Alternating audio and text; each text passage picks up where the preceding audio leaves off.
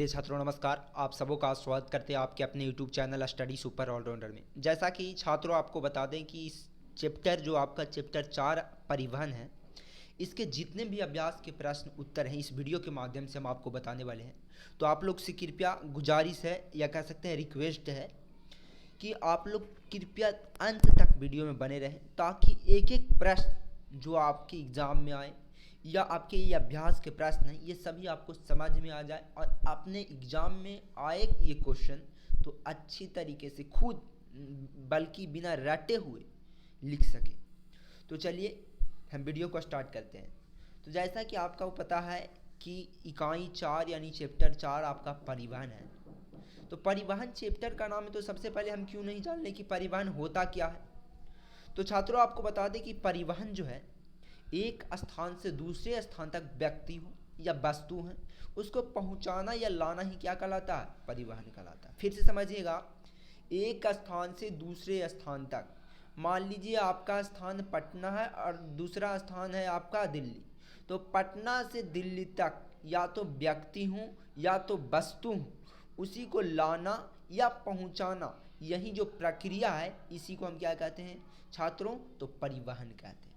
तो मैं उम्मीद करता हूं कि परिवहन के बारे में आप अच्छी तरीके से समझ गए हों। अब इस अध्याय में जितने भी अभ्यास के प्रश्न उत्तर हैं उनको अभी हम आपको समझाने वाले हैं। तो जैसा कि आप लोग देख सकते हैं अभ्यास के प्रश्न हैं एक, यहाँ से लेकर आपके अभ्यास के प्रश्न हैं यहाँ तक, ये सभी अभ्यास के प्रश्न के उत्तर इसी वीडियो में मैं आपको समझाने वाला हूँ एक एक कर। मैं आपको कंफर्म बता दूँ कि अगर इस वीडियो में आप अंत तक बने रहते हो तो आपसे एक भी सवाल इस चैप्टर से आने वाले जो एग्ज़ाम में है वो आपसे नहीं छूटेंगे। तो चलिए, सबसे पहला जो अभ्यास के प्रश्न उत्तर है उनमें पहला है बहुवैकल्पिक प्रश्न। क्या है? बहुवैकल्पिक, यानी आपके पास 4 विकल्प दिए हुए रहेंगे।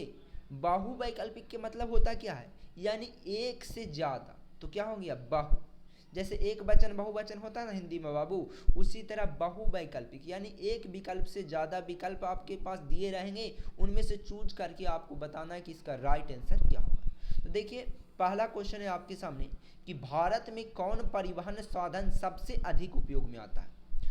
तो देखिए भारत में जो सबसे अधिक परिवहन उपयोग में आता है वो सड़क परिवहन। जैसा कि आप लोग भी जानते हो कि आपके आसपास ज़्यादातर क्या है, सड़क परिवहन, यानी सड़क पर चलने वाले परिवहन है। चाहे आपके पास बाइक हो, चाहे बस हो, चाहे टेम्पो हो, टोटो हो, जो भी हो, ज़्यादातर हम अपने आसपास क्या देख रहे हैं, भारत में ज़्यादातर क्या देख रहे हैं, तो सड़क परिवहन देख रहे हैं।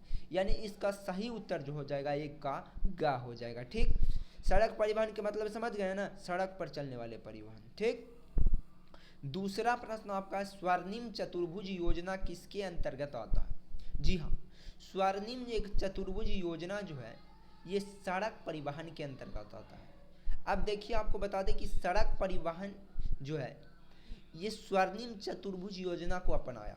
क्यों अपनाया? क्योंकि इससे लाभ हुआ, इसीलिए। यानी स्वर्णिम चतुर्भुज जो है योजना ये किसके अंतर्गत आता है, तो सड़क परिवहन के अंतर्गत। यानी ऑप्शन नंबर ख, सड़क परिवहन, इसका क्या हो जाएगा, राइट उत्तर हो जाएगा। तीसरा प्रश्न आपका है, राष्ट्रीय राजमार्ग की देख रेख कौन सा विभाग करता है। जी हाँ, बिल्कुल अच्छा प्रश्न पूछ दिया आपसे। कह रहा है राष्ट्रीय राजमार्ग यानी राष्ट्र स्तर पर जो राजमार्ग हैं उनकी देख रेख या देखभाल कौन करता है, कौन सा विभाग करता है, ये आपसे पूछा जा रहा है। तो आपको बता दें कि इसका जो सही उत्तर होगा ऑप्शन नंबर ख, केंद्रीय लोक निर्माण विभाग। जी हाँ, यानी केंद्र सरकार के द्वारा एक लोक निर्माण विभाग बनाया गया है, यानी केंद्रीय लोक विभाग निर्माण विभाग, इसका सही उत्तर हो जाएगा ऑप्शन नंबर ख। ठीक, अब चौथा प्रश्न देखिएगा, कह रहा है सीमा सड़क संगठन क्या है। जी हाँ, सीमा सड़क संगठन, तो देखिए सीमावर्ती सड़कों की देख रेख करने वाली संस्था को ही हम क्या कहते हैं, सीमा सड़क संगठन कहते हैं। तो आप देखिए 4 ऑप्शन में कौन है सीमावर्ती सड़कों की देखरेख करने वाली संस्था। हाँ जी हाँ, आप देखिए का में ऑप्शन है सीमावर्ती सड़कों की देखरेख करने वाली संस्था, यानी ऑप्शन नंबर का इसका सही उत्तर हो जाएगा। ठीक, तो अब समझ गए चौथा। पांचवा देखिए, कह रहा इंडियन एयरलाइंस को अब किस नाम से जाना जाता है। देखिए बाबू, इसको याद करने का आप ट्रिक अपना लो। इंडियन के हिंदी होता है भारतीय, और एयरलाइंस जस के तस रह जाएगा। तो आप देखिए आप चारों ऑप्शन में कि भारतीय एयरलाइंस किस ऑप्शन में। तो जी हाँ, जो घ ऑप्शन आपको दिख रहे होंगे भारतीय एयरलाइंस, यानी कि पांचवा का जो सही उत्तर या राइट आंसर होगा ऑप्शन नंबर घ, यानी भारतीय एयरलाइंस हो जाएगा। चलिए अब दूसरा जो आपका प्रश्न है वो है खाली स्थानों को उपयुक्त शब्दों से भरें। यानी कि आपके पास खाली स्थान दिए हैं, उनको क्या भरना है, उपयुक्त जो इसके लिए शब्द हैं उन्हीं के अनुसार आपको इस रिक्त स्थान को भर देना है। तो जैसा कि आप लोग देख रहे हैं पहला रिक्त स्थान में क्वेश्चन है आपके सामने, भारत में वायु परिवहन का राष्ट्रीयकरण कितना ईस्वी में किया गया, ये आपसे पूछा जा रहा है। यानी कि रिक्त स्थान का मतलब वही ना पूछ रहा है कि कितना ईस्वी में किया गया। तो आपको बता दें कि 1953 ईस्वी में। कब? 1953 ईस्वी में भारत में वायु परिवहन का राष्ट्रीयकरण किया गया था। ठीक, तो यानी इसमें क्या भरा जाएगा, 1953। दूसरा आपका प्रश्न है रिक्त स्थान में कि मार्मगांव पतन किस राज्य में है। यानी रिक्त स्थान दिया हुआ है तो वहाँ पे क्वेश्चन हो गया कि किस राज्य में है। तो आपको बताते हैं कि जो गोवा जिसका राजधानी पणजी होता है यही इसमें भरा जाएगा, यानी मार्मगांव पतन जो है वो गोवा राज्य में स्थित है। ठीक, तीसरा प्रश्न आपके सामने रिक्त स्थान में है कि पूर्व मध्य रेलवे का मुख्यालय खाली स्थान है, यानी कहाँ है ये आपको बताना है। तो बता दें कि पूर्व मध्य जो रेलवे है वो हाजीपुर में है, जो कि पटना के निकट स्थित है। आप लोग भी हाजीपुर का नाम सुने होंगे क्योंकि बिहार बोर्ड के बच्चे हैं, तो बिहार के ये कुछ शहरों का नाम आप जानते ही होंगे, पटना। तो हाँ, पटना के निकट एक जो है छोटा मोटा शहर है वो हाजीपुर है। ठीक, यानी पूर्व मध्य रेलवे का मुख्यालय कहाँ है, हाजीपुर में है। चौथा प्रश्न है कि सबसे लंबा राष्ट्रीय राजमार्ग संख्या कितना है। जी हाँ, आपको बता दें कि सबसे लंबा राष्ट्रीय राजमार्ग संख्या किताब के अनुसार जो है वो NH7 है, जबकि अगर हम वर्तमान स्थिति की बात करें यानी वर्तमान में बात करें तो NH44 जो है वो सबसे लंबा राष्ट्रीय राजमार्ग संख्या। लेकिन आपको अगर एग्जाम में आए तो NH7 ही मारना है, यानी NH7 ही भरना है, क्योंकि किताब जो कह रहा है बाबू उसी के अनुसार आपको चलना है। पांचवा प्रश्न आप लोग देखिएगा, कह रहा है चेन्नई एक पतन है, यानी ऑप्शन चेन्नई एक रिक्त स्थान, उसके बाद बोल रहा है पतन है, यानी चेन्नई एक जो है एक कैसा पतन है आपसे पूछा जा रहा है। तो बता दें कि प्राचीन कृत्रिम, यानी पुराना कृत्रिम माने कुछ होता है बनाया हुआ, तो चेन्नई एक कैसा है, प्राचीन कृत्रिम है। ठीक, छठा देखिएगा, सदिया से धुबरी जल परिवहन मार्ग किस नदी में है। तो हम आपको बता दें कि सदिया से जो धुबरी जल परिवहन मार्ग है वो ब्रह्मपुत्र नदी में है। कहाँ है, तो ब्रह्मपुत्र नदी में। ठीक, अब इसके बाद तीसरा जो प्रश्न आपके सामने आते हैं, कह रहा है निम्नलिखित प्रश्नों के उत्तर दें, लेकिन इसको ज़्यादा शब्द में नहीं देना है, बस 40-50 शब्द में आप दे दीजिए, चाहे 30 शब्द में भी दे सकते हैं, लेकिन आपको ज़्यादातर 30 से 35 में ही शब्द में ही उत्तर देना है। तो चलिए पहला क्वेश्चन है कि स्वर्णिम चतुर्भुज राजमार्ग क्या है। जी हाँ, क्योंकि जिक्र रिक्त स्थान में भी आया था, जो आपका थी ऑब्जेक्टिव टाइप क्वेश्चन था अभी वस्तुनिष्ठ या बहुवैकल्पिक प्रश्न, उसमें भी स्वर्णिम चतुर्भुज का जिक्र किया गया था। तो हम सबसे पहले जो इसमें प्रश्न है स्वर्णिम चतुर्भुज राजमार्ग ये क्या है, इसी के बारे में हम जान लेते हैं। जी हाँ, तो आपको बता दें कि स्वर्णिम चतुर्भुज जो राजमार्ग है 6 लेन वाली एक सड़क है। जैसे आपके अगल बगल सब बोलते होंगे 4 लाइन बन गया है मेरे गांव में, बोलता है ना जी, कितना बोलता है कि 4 लाइन हमारे गांव दिया गुजर गया है या बन गया है हमारे गांव के निकट। तो उसी तरह जो स्वर्णिम चतुर्भुज राजमार्ग है ये 6 लेन वाली, क्या 6 लाइन वाली सड़क है। ठीक, जो दिल्ली कोलकाता 4 गो स्थान याद रखिएगा, दिल्ली कोलकाता मुंबई चेन्नई, इसी 4 गो शहर को कुछ करता ही जोड़ने का काम करता है। ये सड़क द्रुत गति से माल लाने और ले जाने में सहायता करती है। अब देखिए आप लोग कहिएगा द्रुत गति का ऊँची होता है सर, तब माने ऐसा सड़क है कि तुरंत कोई भी माल जो है वो क्या करता है एक स्थान से दूसरे स्थान तक ले चल जाता है या ले जाने में सहायता करता है। इसके बाद इन सड़कों का निर्माण जो है और देख रेख कौन करता है, तो राष्ट्रीय राजमार्ग प्राधिकरण करता है। कौन करता है, राष्ट्रीय राजमार्ग प्राधिकरण, यानी स्वर्णिम चतुर्भुज राजमार्ग का जो देख रेख करता है वो राष्ट्रीय राजमार्ग प्राधिकरण करता है। तो मैं उम्मीद करता हूँ कि आप पहले प्रश्न के उत्तर अच्छी तरीके से समझ गए होंगे कि स्वर्णिम चतुर्भुज राजमार्ग क्या होता है। अब दूसरे प्रश्न की ओर हम बढ़ते हैं। तो देख सकते हैं आपके सामने दूसरा जो प्रश्न है वो है देश में वायु परिवहन की स्थिति का वर्णन करना है। यानी देश में अभी वायु जो परिवहन है, यानी वायु में चलने वाले जो जितने भी परिवहन है उनकी स्थिति का वर्णन करना है। तो देखिए हम आपको बता देते हैं हमारे देश भारत में क्या है वायु परिवहन की स्थिति। हवाई जहाज आसमान यानी आकाश में उड़कर एक स्थान से दूसरे स्थान तक की दूरी तय करती है। अब सबसे पहले वायु परिवहन की जिक्र हुआ है, क्या किस चीज़ का जिक्र हुआ, वायु परिवहन की। तो सबसे पहले हम वायु परिवहन के बारे में थोड़ा सा बता देंगे। तो देखिए हवाई जहाज आसमान में उड़कर एक स्थान से दूसरे स्थान तक कौन करता है, दूरी तय करता है, इसीलिए इसे वायु परिवहन भी कहते हैं। ठीक, पहले वायु परिवहन विशिष्ट लोगों के हाथ में ही होता था, यानी जो ज़्यादा राजा उजा था ना उसी के हाथ में रहता था, जिसके पास ज़्यादा धन दौलत था वही उसी के पास रहता। लेकिन 1953 में सरकार ने वायु परिवहन का राष्ट्रीयकरण कर दिया, यानी कि कोई भी इसका फिर इसका प्रयोग कर सकता है, लेकिन उसके लिए कुछ मतलब राशि निश्चित किया गया।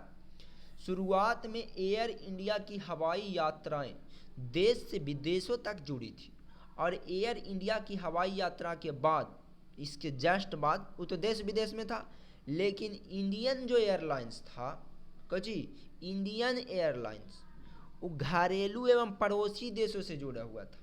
यानी अपन पड़ोसी देश जैसे बांग्लादेश, इस मन हो गया पड़ोसी देश हो गया, उस मन से जुड़ा हुआ था कौन, इंडियन एयरलाइंस। ठीक, देशों से जुड़ी हुई विमान सेवा थी। लेकिन आजकल जो हवाई सेवाएं हैं निजी कंपनी कोई कंपनी एक जो अपना टैक्स भरता है वो आधार पे, माने कंपनी है जो उसको चलाता है। अब कौन चलाता है, आजकल जो हवाई सेवाएं हैं उसका निजी कंपनी, यानी उसका मालिक कोई एक व्यक्ति होता है वही चलाता है, जो घरेलू और पड़ोसी देशों के लिए भी उपलब्ध है। ठीक, अब तीसरा प्रश्न आप समझिएगा, कह रहा भारत में पहली रेलगाड़ी कब और कहाँ चली थी। जी हाँ, ये प्रश्न आपके यूपीएससी में भी पूछ सकता है। जी हाँ, अब कहिएगा सर हम अभी छठा आठवां में पढ़वे करते हैं, यूपीएससी की तैयारी आप काहे करा रहे हैं। तो देखिए बाबू, यूपीएससी का क्वेश्चन जो है ना कहीं और से नहीं बनता है, यही सब में बीच में से उठा लेता है और वहाँ पे डाल देता है क्वेश्चन। जी हाँ, तो आपका तीसरा प्रश्न है बाबू, बहुत ही इंपॉर्टेंट है आगे कंपटीशन के लिए, और ये तो आपका एग्ज़ाम 8 का होगा उसमें भी। कह रहा है भारत में पहली रेलगाड़ी कब और कहाँ चली थी। तो आपको बता दें कि भारत की पहली जो रेलगाड़ी 16 अप्रैल 1853 में महाराष्ट्र में चली थी। कहाँ चली थी, महाराष्ट्र में, लेकिन सन जो है वो याद रखिएगा, यानी 16 अप्रैल 1853 में। कब, 16 अप्रैल 1853 में। हाँ, और कहाँ चली थी, तो महाराष्ट्र में चली थी। तब यह मुंबई से थाने तक लगभग 34 किलोमीटर की दूरी की थी। मैंने शुरू बार कितना किलोमीटर दूरी तय किया था, तो 34 किलोमीटर। ठीक, और कहाँ से कहाँ तक, तब मुंबई से थाने तक। अब चौथा प्रश्न आपके सामने है कि पाइपलाइन परिवहन क्या है, उदाहरण दीजिए। देखिए बहुत सा जो क्वेश्चन है उसी में परिभाषा भी छिपल रहता है, लेकिन आप लोग खोजने का कोशिश नहीं किए बाबू। देखिए पाइपलाइन परिवहन, अच्छा पाइप तो सब देखा होगा, घर में पाइप देखता होगा। अब कहेगा डिलीवरी पाइप, सर बहुत तरह का पाइप होता है, लेकिन जो पाइप आप जिसमें तार मतलब तार एक स्थान से दूसरे स्थान तक उस पाइप से ले जाया जाता ना, उस पाइप की बात हम कर रहे हैं। और इसके अलावा मतलब तो तेल लाइन की बात किया है, लेकिन आप सबसे पहले जानिए कि पाइपलाइन परिवहन क्या है। तो देखिए पाइपलाइन परिवहन जमीन के अंदर बिछाई गई एक पाइपलाइन है। जी देखिए इसी में से क्वेश्चन में से परिभाषा नहीं बन रहा है, कह रहा पाइपलाइन परिवहन जो है जमीन के अंदर बिछाई गई पाइपलाइनें हैं। ये कैसा लाइन है? तो ज़मीन के अंदर बिछाया गया पाइपलाइन है, जिनकी मदद से पेट्रोलियम पदार्थ, जल, गैस आदि एक स्थान से दूसरे स्थान तक पहुंचाए जाते हैं। जैसे आपके गांव में एगो टंकी होगा, सब है भारत में जितना भी अभी राज्य है सब में घोषित लगभग सरकार कर दिए हैं। यानी एक गांव में एगो समरसेबुल पूरे घर गरीब के पानी को उपलब्ध कराने के लिए जो टंकी बैठाया गया है, उसमें नल जल की योजना के तहत आपके घर तक नल जल पहुंचता है ना जी। तो अंदर अंदर पाइप बिछल रहता है कि नहीं, और उस टंकी तर से आपके घर तक पहुंचता है ना, उसी तरह ही पाइपलाइन उसी को कहते हैं बाबू। बस वही समझ गए होंगे तो यही आप लिख देंगे। अगर इस बात को आप समझ रहे हैं कि टंकी से हमारे घर तक किस तरह आता है, उसी तरह पाइपलाइन परिवहन भी है। यानी पाइपलाइन परिवहन ज़मीन के अंदर बिछाई गई एक पाइपलाइनें हैं, जिनकी मदद से पेट्रोलियम पदार्थ, जल और गैस भी आ सकता है। ये जितना भी मतलब थोड़ा प्रयोग लायक एक स्थान से दूसरे स्थान तक ले जाने वाला है, उसी को हम क्या कहते हैं? पाइपलाइन परिवहन। जैसे बिहार के बरौनी, उत्तर प्रदेश के मथुरा, इस समय में स्थापित जगह है जहां तेल शोधक कारखाना में पेट्रोलियम पदार्थ की आपूर्ति ऐसे ही पाइपलाइन जो है बिछा हुआ अंदर पाइपलाइन है उसी के जरिए होता है। ठीक। अब पांचवा प्रश्न को आप देखिएगा, कह रहा है देश के 3 राष्ट्रीय आंतरिक जल परिवहन का उल्लेख कीजिए। जी हाँ, यानी आंतरिक जल परिवहन जैसे नदी उदी जो हुआ ना, वो आंतरिक जल परिवहन हुआ। समुद्र इसमें जो हुआ ना, वो आगे जाके हम बाह्य जल परिवहन होता है। 2 तरह के जल परिवहन होता है, आंतरिक एगो बाह्य। तो हम सबसे पहले हम अगर यहाँ प्रश्न पूछ रहा आंतरिक जल परिवहन, तो हम आंतरिक जल परिवहन के उल्लेख करेंगे। तो कह रहा है देश के, यानी हमारा देश की ना बात कर रहा है जी हाँ, तो देश के 3 राष्ट्रीय, कैसा राष्ट्रीय ना कि राजकीय, राष्ट्रीय यानी राष्ट्र स्तर वाला आंतरिक जल परिवहन का उल्लेख या उदाहरण आपको दे देना है। तो देखिए, सबसे पहला हल्दिया से इलाहाबाद तक गंगा नदी, पहला को जी हल्दिया से इलाहाबाद तक गंगा नदी में। दूसरा सदिया से धुबरी ब्रह्मपुत्र नदी में। तीसरा याद रखिएगा गोदावरी, कृष्णा, सुंदरबन, ये सब कुछ है जल मार्ग है ये सब। ठीक, ये 3 वो आप राष्ट्रीय आंतरिक जल परिवहन आपको याद रखना है। ठीक, देश के 3 गो, यही 3 गो जो अभी बताएं आपको। अब चौथा प्रश्न आपके सामने है, निम्नलिखित प्रश्नों के उत्तर दें, लेकिन कितना शब्द में देना है? 200 शब्द में। अब बताइए, आप लोग कहिएगा कि सर 200 शब्द में निश्चित है। देखिए, 5 को कम भी हो सकता है, 10 को बेसी भी हो सकता है, इससे कोई लिमिट नहीं है बाबू। लेकिन 200 जहाँ तक आप मिनिमम 200 शब्द तक लिख सकते हैं। ठीक, लेकिन 200 से ज़्यादा ना हो, थोड़ा बहुत कम भी होगा तो चलेगा। 200 से ज़्यादा 5-6 शब्द कर सकते हैं, लेकिन ज़्यादा भी नहीं कर दीजिएगा। ठीक, पहला प्रश्न है, परिवहन एवं यातायात के साधन राष्ट्रीय अर्थव्यवस्था, यानी हमारे देश के जो राष्ट्रीय अर्थव्यवस्था, पैसा वाला जो व्यवस्था है, उसकी रीढ़ माने जाते हैं। क्यों? स्पष्ट करना। देखिए, परिवहन और जो यातायात के साधन है, इसी से हमारा अर्थव्यवस्था बहुत सुधरता है। देखिए कैसे सुधरता है, इसीलिए इसको रीढ़ माना जाता है। अर्थव्यवस्था के रीढ़ काहे माना जाता है, जो अभी हम समझा रहे हैं। देखिए, एक स्थान से दूसरे स्थान तक आना जाना या वस्तुओं को पहुंचाना, लाना परिवहन कहलाता है। सबसे पहले हम क्या बताएंगे, परिवहन होता क्या है। तो एक स्थान से दूसरे स्थान तक आना या वस्तुओं को पहुंचाना या लाना, ये कुछ हुआ परिवहन।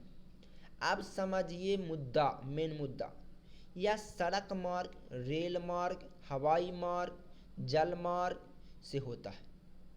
यानी परिवहन किस किस चीज़ से हो सकता है? सड़क मार्ग से भी हो सकता है, रेल मार्ग के द्वारा भी, हवाई मार्ग के द्वारा भी, जल मार्ग के द्वारा भी हो सकता है। ये सब परिवहन के हैं।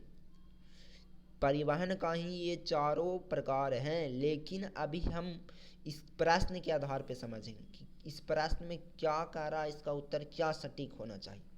तो देखिए, यह विभिन्न प्रकार के वाहनों से संभव हो पाता है। भूमि पर परिवहन के लिए रेल, रिक्शा, ऑटो रिक्शा, टमटम, कारें, जीप, बस इत्यादि मिलता है। कौची पर मिलता है? तो ये भूमि पर मिलता है। इसीलिए स्थलीय परिवहन के साधन में वहीं दूसरी ओर हवाई जहाज आसमान में एक स्थान से दूसरे स्थान तक की दूरी तय करती है, इसीलिए इन्हें हवाई साधन कहते हैं। ठीक उसी तरह नावें, स्टीमर, जहाजें पानी में चलकर गंतव्य तक पहुंचती है, इसलिए इन्हें जल परिवहन के साधन कहते हैं। अब आप लोग बताइए, ये सब साधन अगर नहीं रहता तो एक स्थान से दूसरे स्थान तक आना संभव था? नहीं ना। तो यानी बिना इन साधनों के आवागमन कुछ है संभव नहीं है। और अगर संभव नहीं रहेगा तो कच्चा माल हमारे देश से दूसरे देश में नहीं जाएगा, दूसरे देश से हमारे देश में नहीं आएगा, जिसके वजह से हमारा राष्ट्रीय अर्थव्यवस्था गिर जाएगा।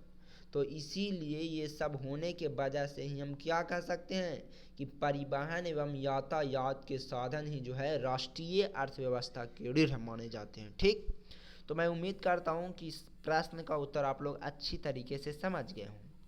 अब आप लोग दूसरा प्रश्न देखिएगा दीर्घ में, कह रहा देश में परिवहन के कौन कौन से साधन विकसित हैं, प्रत्येक का संक्षिप्त माने कहिएगा कि सर कुछ होता माने छोटा मोटा 5-6 लाइन में आपको वर्णन कर देना है, बता देना है, ज़्यादा भी ना 10-15 लाइन में भी ना है, माने 2-3 लाइन या 4-5 लाइन में भी आप बता सकते हैं। तो देखिए देश में परिवहन के कौन कौन से साधन विकसित है, ये आपसे पूछ रहा है। तो देखिए मुख्यतः देश में जो है परिवहन के 3 साधन, कितने साधन? 3 साधन विकसित है। पहला स्थल परिवहन, दूसरा जल परिवहन, तीसरा वायु परिवहन। और कोई परिवहन संभव है जी? आप ही बताइए। नहीं ना, यही 3 परिवहन संभव है। अब तीनों को हम एक एक कर वर्णन संक्षिप्त में कर देते हैं। देखिए सबसे पहला जो आपका था वो स्थल परिवहन था। जी बाबू, स्थल परिवहन क्या होता? तो देखिए स्थल परिवहन को भी हम 3 भाग में बांटे। पहला तो सड़क परिवहन, यानी स्थल माने भूमि जी, हाँ, तो भूमि पर सड़क परिवहन भी हो ही सकता है, रेल परिवहन भी भूमि पर चलता है, पाइपलाइन भी अंदर भूमि द्वारा बीच के जाता है। तो आप देख रहे हैं कि 3 गो स्थल परिवहन में भी प्रकार है। तो सबसे पहला हम सड़क परिवहन की बात करते हैं। तो देखिए सड़क परिवहन, सड़कें आवागमन के मुख्य साधन है। आप भी जानते हैं आवागमन के मुख्य साधन है ना जी। अगर सड़क नहीं रहता तो आप अपने कॉलेज तक नहीं जा सकते, आप अपने स्कूल नहीं जा पाते बाबू, जिला मुख्यालय और राज्य की राजधानी तक नहीं पहुंच पाते। यानी कि सड़क यहाँ तक हमको पहुंचाने में कुछ कर रहा है, मदद कर रहा है। ठीक, दूसरा आप याद रखिएगा रेल परिवहन। ये सब किसका हम बात कर रहे हैं बाबू? आपको बता रहे हैं स्थल परिवहन की अभी हम बात कर रहे हैं। तो स्थल परिवहन में 3 गो है ना। पहला देखिए सड़क परिवहन, दूसरा है ख में रेल परिवहन है, ग में पाइपलाइन। तो अभी हम सड़क परिवहन को देख लिए, अब रेल लाइन को आपको थोड़ा सा समझा देते हैं। देखिए रेल परिवहन आवागमन और व्यापारिक माल दोनों का देश में सबसे सस्ता साधन। अच्छा आप बताइए, अगर आपको पटना से कहीं, मान लीजिए हम तो पटना के आसपास के हैं, तो हम बोल रहे हैं पटना, आपके अगल बगल जो रेलवे स्टेशन है वहाँ से आपको दूर जाना रहेगा, तो आप बस से जाना पसंद करेंगे कि रेल से? तो आप कहेंगे सर रेल से। कहे कि रेल में कितना बिना टिकटों का कटा का घुस जाता है, और टिकट भी बहुत कम पैसा का होता है, तो आप रेल से जाना पसंद करेंगे। ठीक, यानी रेल परिवहन जो है परिवहन वो आवागमन और व्यापारिक माल दोनों का देश में सबसे सस्ता साधन। क्या है? सबसे सस्ता। इसमें गरीब भी यानी यात्रा कर सकता है, यानी यात्रा भी इससे सरल है, और गरीब को दूर की यात्रा में रेल परिवहन को करता है, मदद करता है। ठीक, अब ग में जो स्थल परिवहन में तीसरा प्रकार ग जो है पाइपलाइन है। क्या है? पाइपलाइन। तो पाइपलाइन से पेट्रोलियम जनित कच्चा माल, इसके अलावा गैस और जल आदि को दूर दराज तक बिना खर्च के पहुंचाया जाता है। पाइपलाइन बैठाने में जितना आपको खर्च लग जाए, उसके बाद आपको कोई खर्चा नहीं ना लगेगा जी। फिर आप पानी उसके द्वारा कितनों दिन लेते जाइए, फिर एक के बार ना आपको जितना खर्चा लगे, लेकिन बाद में तो खर्चा नहीं लगेगा। यानी पाइप बिछाते वक्त आपको थोड़ा बहुत पैसा लगेगा, उसके बाद पानी तो फ्री में ना मिलेगा बाबू। तो वही बात है। अच्छा पाइपलाइन तो आप समझ गए। अब दूसरा जो प्रकार था आपका वो था जल परिवहन। तो जल परिवहन में आंतरिक और बाह्य परिवहन दोनों आते हैं, समझिएगा। जल परिवहन में आंतरिक और बाह्य परिवहन दोनों आते हैं। अब कहिए कि सर आंतरिक परिवहन कौची होता है, बाह्य परिवहन क्योंची होता है। तो आंतरिक परिवहन के मतलब हुआ अपने देश के अंदर, अपने देश के अंदर नदियाँ न रहेगा बाबू। अब बाह्य परिवहन माने समुद्र, यानी समुद्र के माध्यम से दूसरों देश जा सकते हैं, तो कुछ हुआ बाह्य परिवहन। यानी जल परिवहन में कौन कौन आते हैं, तो आंतरिक और बाह्य परिवहन दोनों आते हैं। अब समझ गए आंतरिक जल अथी बाह्य परिवहन। आंतरिक परिवहन नदियों और नहरों द्वारा होता है, अभी आपको बताएं, जबकि बाह्य परिवहन समुद्र द्वारा होता है। देश का आयात निर्यात में कौची करता है, समुद्र सहायता करता है, आप भी जानते हैं। तीसरा जो प्रकार था बाबू वायु परिवहन, क्या था, वायु परिवहन। अच्छा हेलीकॉप्टर उड़ते तो देखे करते हैं, कौची वायु परिवहन के उदाहरण है। तब वायु परिवहन से देश में शीघ्रता से, अब क्या शीघ्रता कौची हो वैसा, यानी तुरंत पहुंचा देगा बाबू आपको। अगर आप जैसे मुख्यमंत्री रहते हैं, प्रधानमंत्री रहते हैं, उनको 10 मिनट में 40 किलोमीटर जाए के रहेगा, तो कौची करेंगे, डायरेक्ट हेलीकॉप्टर पर बैठेंगे, उड़ जाएंगे, लैंड कर लेंगे फिर। यानी वायु परिवहन है शीघ्रता से आने जाने का एक महंगा साधन है, ठीक, आप याद रखिए। हमारी ओर पर जा सका ही ना, क्योंकि महंगा है। महंगा रहेगा तो हम लोग बैठना पसंद करेंगे बाबू, क्योंकि हम लोग के पास पैसे नहीं उतना रहेगा। सरकार तो मेन मालिक है, तो उसके पास पैसा का कोई कमी है, उसको सब सुविधा भी मिलता है। अच्छा तीसरा प्रश्न आप समझिएगा, करा भारत में जल परिवहन की स्थिति का विवरण दीजिए। यानी जो जल परिवहन है उसका क्या स्थिति है, उससे क्या लाभ है, इसी के बारे में आपको भारत में, लेकिन कहाँ, भारत में जल परिवहन की स्थिति का आपको क्या करना है, विवरण देना है या वर्णन करना है, जे बोलिए आप। देखिए देश में, जो हमारा देश है भारत, वहाँ जल परिवहन दो प्रकार के होते हैं। अभी आपको बताएं, आंतरिक जल परिवहन और दूसरा आपको बाह्य या समुद्री जल परिवहन, उसी वही बात हुआ। तो आंतरिक जल परिवहन अब थोड़ा सा हम आपको समझा देते हैं। तो देश के अंदर 15,000 किलोमीटर की लंबाई में नाव संचालन का जल मार्ग है। पश्चिम बंगाल के हल्दिया से इलाहाबाद तक गंगा नदी में संचालित, असम में ब्रह्मपुत्र नदी में धुबरी जलमार्ग प्राचीन समय से ही उपयोग किया जाता रहा है। गोदावरी, कृष्णा, सुंदरबन आदि सब कुछ ही महत्वपूर्ण आंतरिक जलमार्ग, यानी जितना भी आपको जलमार्ग अभी बताएं सब आंतरिक जलमार्ग, और ये सब हमारे देश में एक वस्तु को माने एक स्थान से दूसरे स्थान तक ले जाने में कुछ कर रहा है, सहायता कर रहा है। तो स्थिति हम देख रहे हैं ना कि आंतरिक जल परिवहन के हमारा कुछ देश में प्रयोग किया जा रहा है। अच्छा दूसरा हम आपको बता दें, दूसरा होता है समुद्री जलमार्ग, या कह सकते हैं कौची बाह्य जलमार्ग भी इसको हम कह सकते हैं। तो समुद्री जल परिवहन भारत की लगभग 7,500 किलोमीटर लंबी समुद्री तट बंगाल की खाड़ी और अरब सागर के साथ लगी हुई है।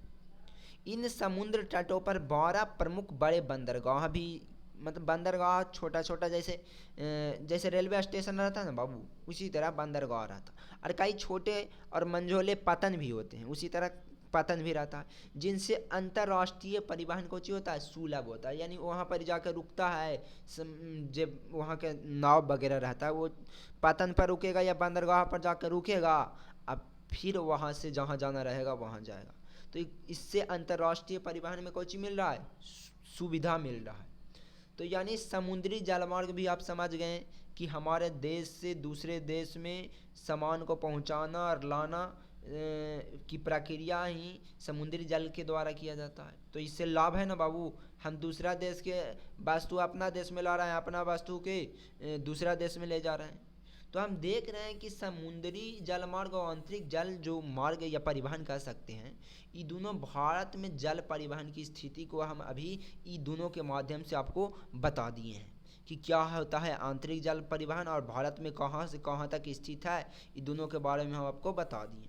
तो मैं उम्मीद करता हूँ कि ये जितने भी आपके अभ्यास के प्रश्न उत्तर थे आपको अच्छी तरह से बखूबी समझ में आ गया होगा बाबू।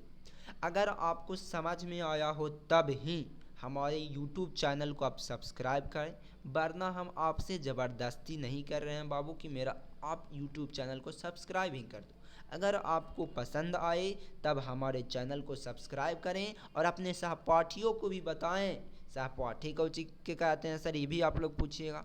तो सहपाठी माने आपके साथ जो पढ़ने वाला छात्र है, दोस्त है, मित्र है, जो भी कहें, तो उसको भी बताइए। अगर आपको अच्छा लगे तो वो भी, उसको भी अच्छा लगेगा तो वो भी देखेगा मेरा वीडियो, उसको भी इससे फ़ायदा मिलेगा, परीक्षा में क्वेश्चन बनने में सहायता मिलेगा बनाने में।